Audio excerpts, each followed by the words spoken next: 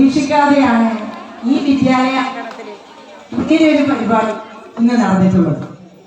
കുറച്ച് അസൗകര്യങ്ങളൊക്കെ ഉണ്ട്, ലൈറ്റിന്റെ പ്രശ്നമുണ്ട്, അതുപോലെ ഇരിപ്പിടം ആവശ്യത്തിനുണ്ടോ എന്ന സംശയമുണ്ട്. പക്ഷെ ഒത്തിരിയധികം ആൾക്കാരെ പ്രതീക്ഷിച്ചില്ല.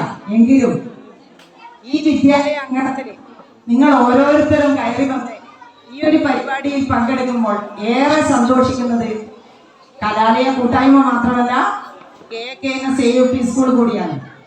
വളരെ സന്തോഷത്തോടു കൂടിയാണ് ഈ ഒരു പരിപാടിക്ക് സാക്ഷ്യം വഹിച്ചത്.